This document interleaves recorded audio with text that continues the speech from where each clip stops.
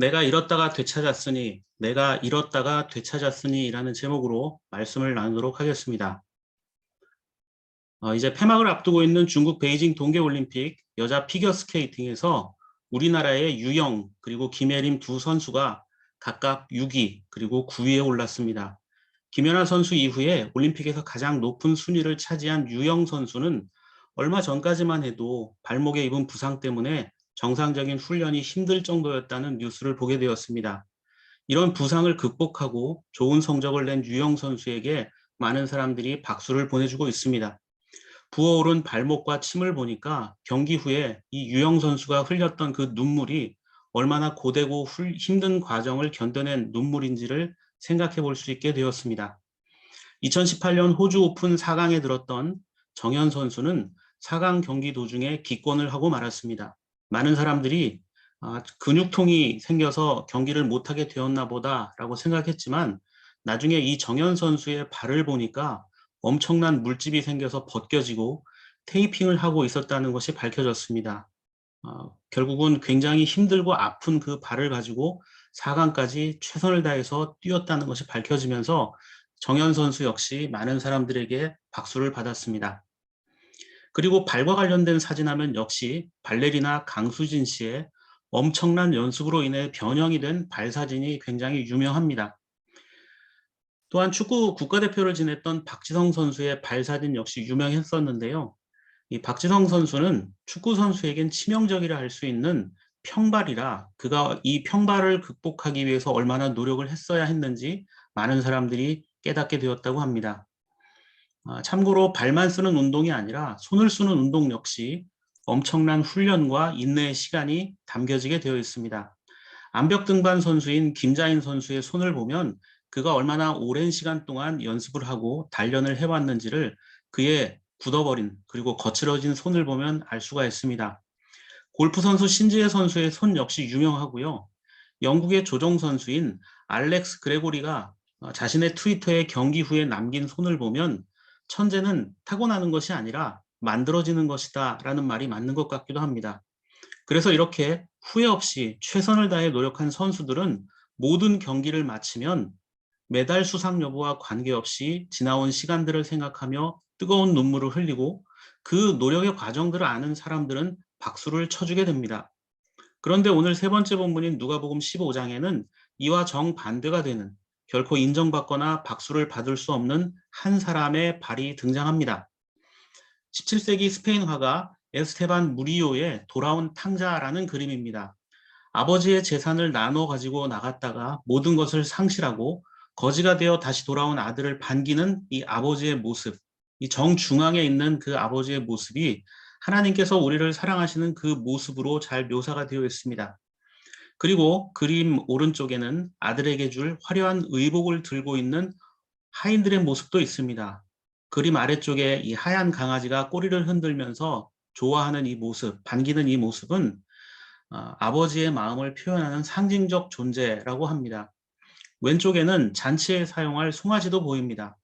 그리고 조금 거리를 두고 떨어져 무심히 이 장면을 바라보고 있는 첫 번째 형의 모습도 보입니다. 그림 중앙의 밝고 기쁜 장면과는 반대로 어둡고 전혀 기쁘지 않은 표정입니다. 형의 위치에서 보이는 것은 자신을 등지고 있는 아버지의 모습입니다. 첫째 형이 느꼈을 법할 그 아버지에 대한 배신감 또는 이 모든 상황을 용납할 수 없다라는 그 장면을 묘사하는 것 같습니다. 둘째 아들은 옷도 낡았고 신발도 없는 맨발입니다. 이 발을 조금 확대해 보면 이 더러워진 발을 보면 그가 얼마나 험악한 시간을 보냈는지 알 수 있습니다. 박수를 받을 만한 걸음도 아니었고 모든 것을 상실하고 돌아온 발입니다. 의미 없고 부질없는 시간을 보내왔기 때문에 사람들로부터 인정을 받을 수도 없습니다. 그런데 무리오는 이 그림을 통해서 하나님은 우리에게 어떤 분인가를 설명하고 있습니다. 실패받고 비난받아 마땅한 죄인이지만 여전히 그를 용서하고 품어주시는 분이 바로 하나님이다라는 사실을 설명하고 있습니다. 사람이 살아가면서 눈에 보이지 않는 것들이 때로는 더 소중하다는 사실을 깨닫게 됩니다. 신앙적으로는 믿음, 소망, 사랑이 그렇고요. 또 우리가 살아가다 보면 다른 사람들과의 연결되어 있다라는 이 연대감, 그리고 누군가로부터 인정받는 그 인정, 이런 것들이겠죠. 성경은 우리가 눈에 보이는 곳에 가치를 두고 살아서는 안 된다고 말합니다. 우리는 눈에 보이지 않지만 세상을 창조하신 하나님을 믿고 그분의 사랑을 고백합니다. 그래서 로마서 8장 24절은 이렇게 말합니다. 우리는 이 소망으로 구원을 얻었습니다. 눈에 보이는 소망은 소망이 아닙니다. 보이는 것을 누가 바라겠습니까? 그렇습니다. 성경을 읽으면서 우리가 주의해야 할 것은 내 눈에 보이는 대로 나의 경험과 지식만으로 좋은 것을 판단하고 그것이 하나님의 뜻이라고 착각하는 것이 아니겠습니까? 눈에 보이는 소망은 소망이 아니다. 보이는 것을 누가 그러면 바라겠느냐라고 말씀하고 있습니다. 성경 속에서 내가 원하는 기록, 정보, 교훈을 구하거나 내가 무엇을 할까를 찾는 것은 어리석은 일입니다. 우리가 하나님 말씀을 대하면서 잊지 않고 꼭 고백해야 하는 것은 바로 하나님은 나에게 어떤 분인가를 찾고 고백해야 한다는 것입니다. 하나님은 어떤 분인가? 오늘 우리가 읽은 세 번째 본문인 누가복음 15장에는 비슷한 비유가 모두 3번 등장합니다. 모두가 우리의 예상을 빗나가는 가치관과 기쁨에 관한 이야기들입니다. 예수님께서 이 누가복음 15장에서 3가지 비유를 말씀하신 이유가 뭐냐면요. 1절과 2절 그리고 3절 말씀을 보면 예수님을 공격했던 자들에 대해서 예수님께서 설명하기 위함임을 알 수 있습니다. 1절 말씀을 보면 경건하다 자부하는 유대인들에게 당시 죄인 취급을 당하던 세리, 즉 세금 징수원과 거룩하지 못하다 여겨지던 사람들, 이러한 자들과 예수님께서 함께 어울리는 것에 대해서 문제를 제기합니다. 자기들만의 종교적 정통성과 권위로 세력을 형성하고 있던 바리새파 사람들과 율법학자들, 이 사람들이 주님 앞에 불만을 제기합니다.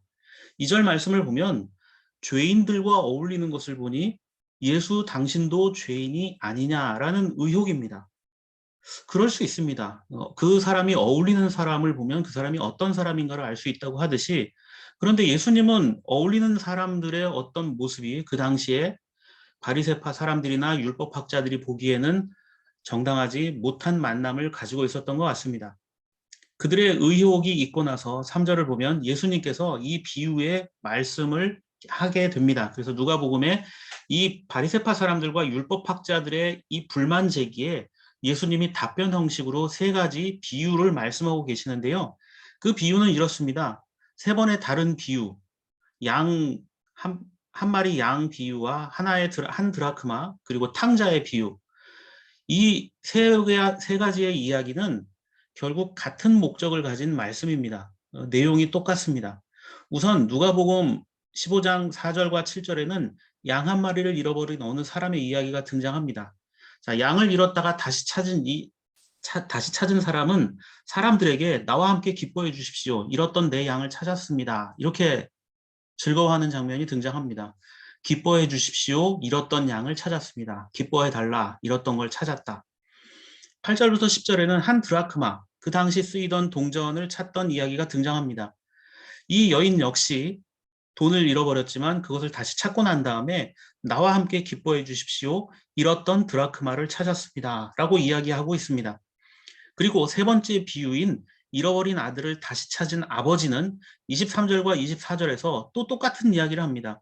우리가 먹고 즐기자. 내가 잃었다가 되찾았다. 앞선 양과 드라크마를 잃었다 다시 찾은 사람들이 나와 함께 기뻐해달라 했던 것처럼 우리가 먹고 즐기자. 내가 잃었던 것을 되찾았다라고 이야기합니다. 구조가 똑같죠. 그래서 율법학자나 바리새인들이 예수님을 향해 죄인이라고 공격했던 그 세리나 또 사회적으로 그 당시에 인정받지 못했던 자들이 예수님께는 잃어버린 자들이다라는 그런 의미로 설명하고 있는 겁니다. 자, 3 비유 모두 동일한 구조입니다. 무언가 잃어버린 사람은 바로 하나님을 상징한다고 볼 수 있습니다.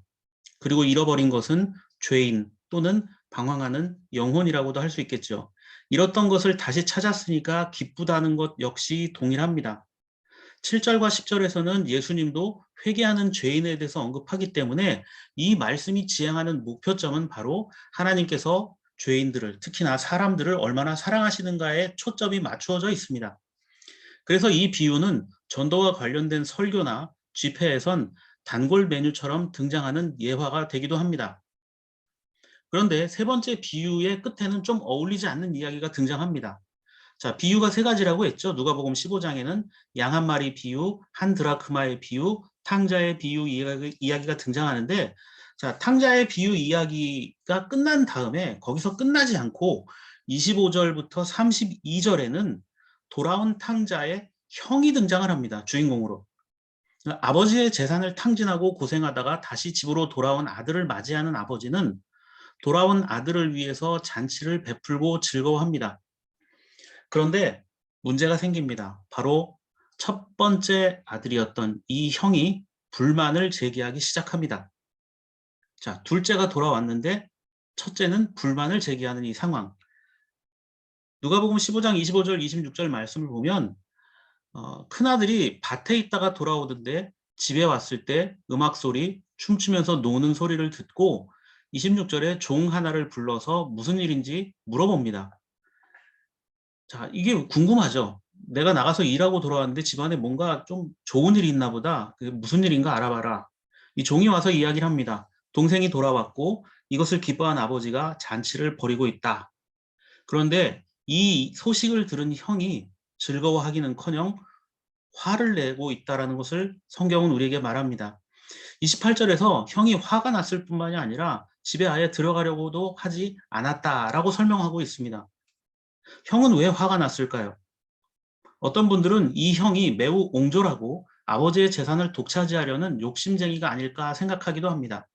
또한 형이 아버지와 사이가 좋지 않아서 직접 물어본 게 아니라 집안의 종을 불러서 물어본 것이다 라고 주장하기도 합니다. 그래서 첫째 아들처럼 하나님과 멀어지면 안 된다고도 합니다. 더 나아가서 아버지의 기쁨도 이해하지 못하는 큰 아들처럼 교회에 새로운 신자가 왔을 때 이런 식으로 행동하지 말자는 거죠. 그런데 이런 해석은 조금 문제가 있습니다.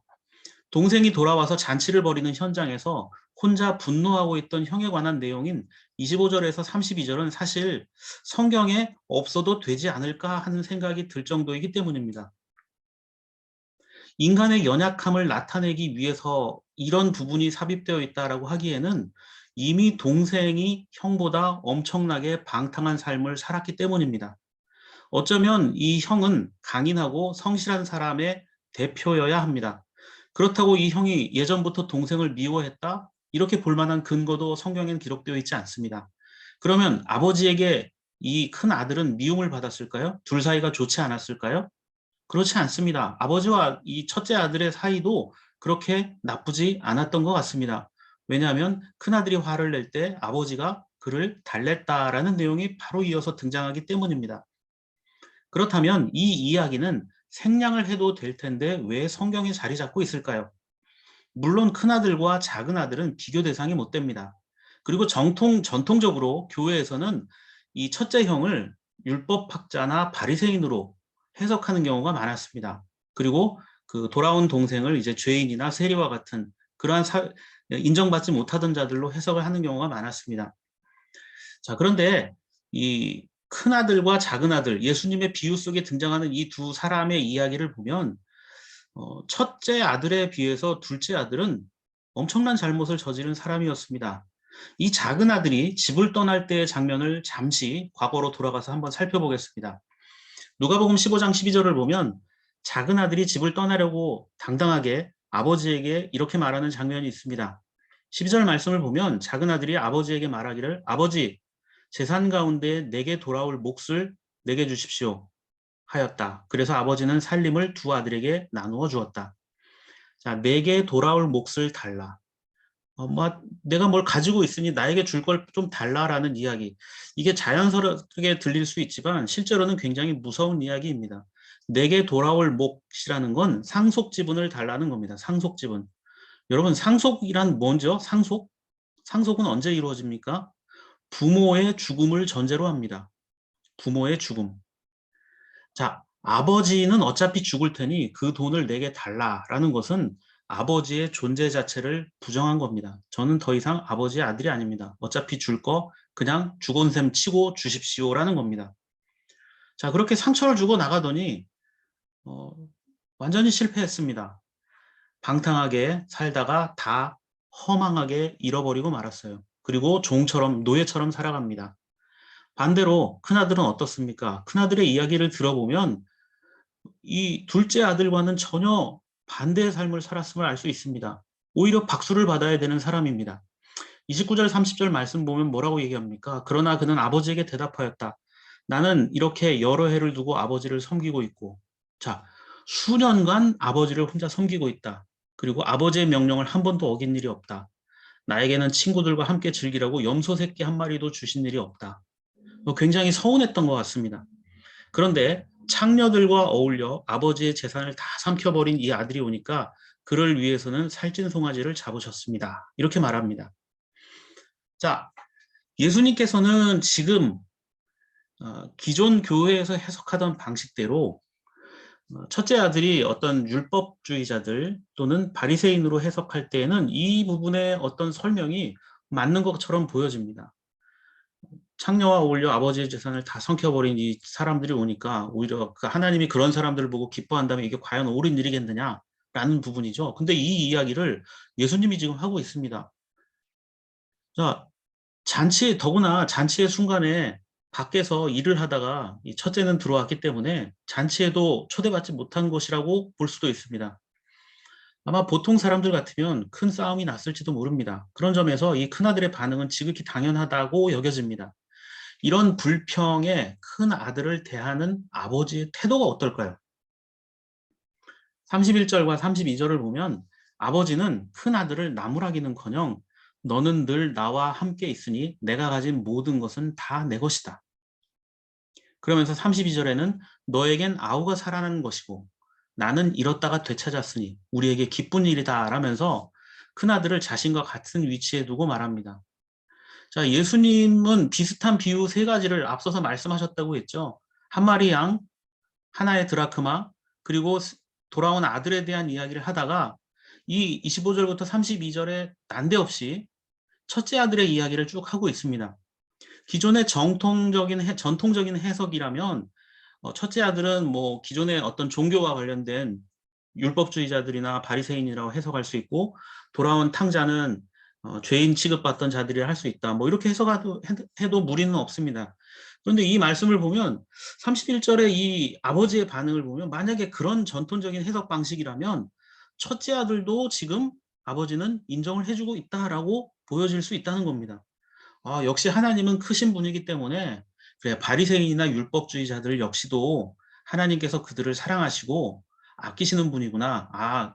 이게 하나님께는 모든 사람이 똑같이 사랑받는 대상이겠구나. 이렇게 생각하고 해석할 수도 있습니다. 자, 그런데 이제 여기서 좀 더 나가봐야겠죠. 예수님은 비슷한 비유를 말씀하시다가 왜 끝에서 이런 큰아들에 관한 이야기를 하셨을까요? 조금은 다른 해석 하나를 여러분들에게 소개해 드리겠습니다.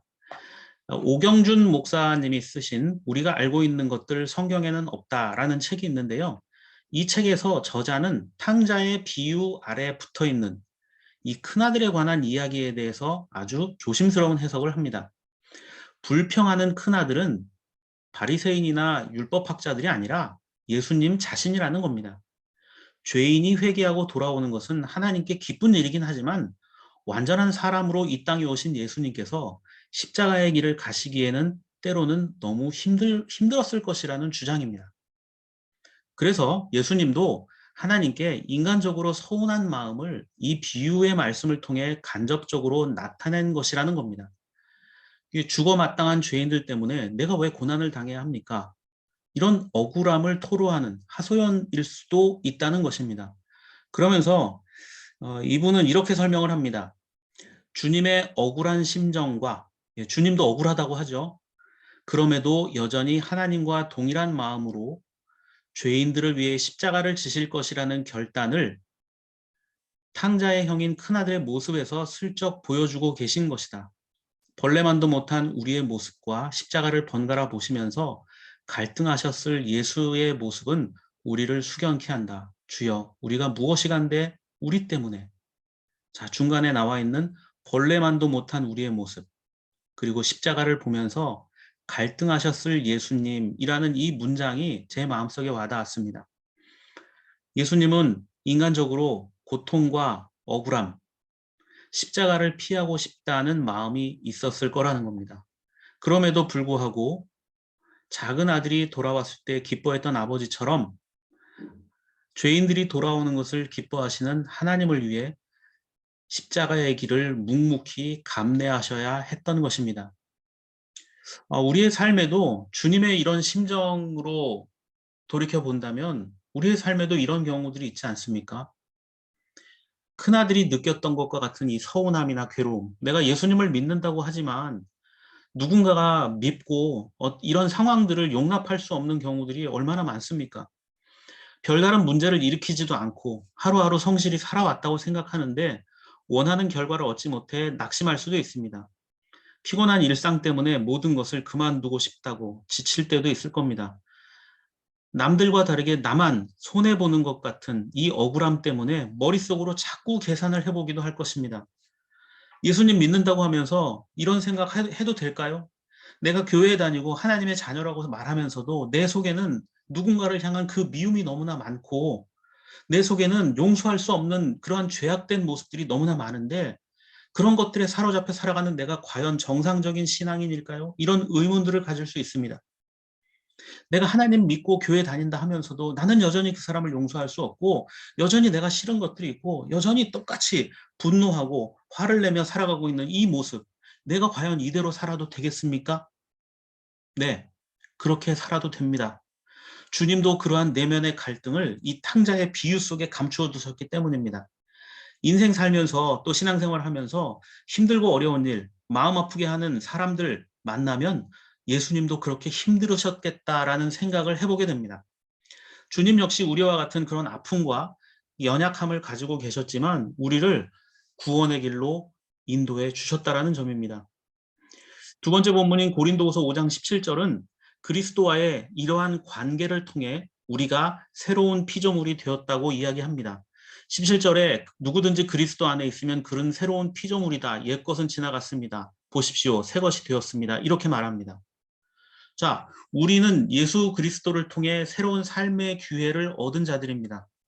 자, 그리스도 안에 있으면 새로운 피조물 이렇게 말하죠. 이 새로운 피조물을 공동번역 성경에서는 새 사람으로 번역합니다. 자, 새 사람이 되었다. 이렇게 이야기하니까 또 새로운 피조물, 창조물이 되었다 하니까 무언가 세포 하나, 성격이나 외모 등이 싹 다 뒤바뀐 것으로 생각할 수 있습니다. 그러나 그리스도 안에서 새 사람이 된다는 것은 우리의 삶이 하루아침에 180도 극단적으로 바뀐다는 것이 아니라 이것은 아주 간단한 설명입니다. 계약이 갱신되었다라는 의미입니다. 계약이 갱신되었다. 그래서 고린도후서 3장 6절에서는 이것을 새 언약이라고도 표현을 합니다. 새 언약. 자, 예를 들어서 우리가 어떤 건물이나 집을 얻어서 뭐 전세 계약을 하고 살고 있다고 생각해 보십시오. 그 계약 기간이 끝나면 새롭게 계약을 하겠죠. 그러면 우리는 살던 집에서 그대로 살지만 새로 계약을 갱신하게 되면 또 앞으로 살 수 있는 시간들이 더 늘어나게 됩니다. 바로 그와 같은 거죠. 구약의 어떤 율법은 우리에게 끊임없이 우리가 얼마나 큰 죄인인가, 그리고 우리는 어떻게 죽을 수밖에 없는 존재인가에 대해서 설명합니다. 우리는 구원을 얻을 수 있는 존재가 아닙니다. 새롭게 될 수가 없어요. 그런데 예수 그리스도를 통해서 우리가 하나님과의 새로운 약속의 관계에 들어가게 되었다는 겁니다. 우리가 하나님과 새롭게 약속을 맺을 수 있는 존재가 아니었습니다. 하나님의 말씀을 지키지도 않았고 또 그렇다 하더라도 결코 단 한순간 단 한 번도 그것에 대해서 지키려 하지 않았기 때문입니다. 사람들 사이에서도 약속을 지키지 않으면 다시는 계약을 하지 않거나 아예 믿지 않습니다. 그걸로 끝입니다. 그래도 다시 계약을 하고 싶다면, 그래도 뭔가 해보고 싶다면 당신으로는 믿을 수가 없기 때문에 뭔가 더 확실한 담보를 제공하든가 믿을 만한 사람을 대리로 내세워라. 그러면 그걸 보고 해주겠다라고 이야기합니다. 자, 그렇게 등장하신 분이 예수 그리스도입니다. 예수께서 우리를 대신해 십자가에 죽으셨습니다. 예수님을 통해 하나님은 다시 한번 우리에게 구원과 생명의 약속을 하셨습니다. 그건 우리의 노력과 업적이 뛰어나서가 아닙니다. 하나님께서 우리를 먼저 사랑하셨기 때문에 주어주신 선물입니다. 우리는 모두 잃었다가 다시 찾은 존재들입니다. 그렇게 그것을 다시 찾으신 하나님은 언제나 그렇게 함께 하시고 기회를 주시는 분이라는 점입니다. 큰아들의 비유처럼 우리에게 그럼에도 불구하고의 사랑을 보여주신 이 주님께 우리의 삶을 온전히 맡기고 살아가는 저와 여러분들의 삶의 모습이 되시기를 바랍니다.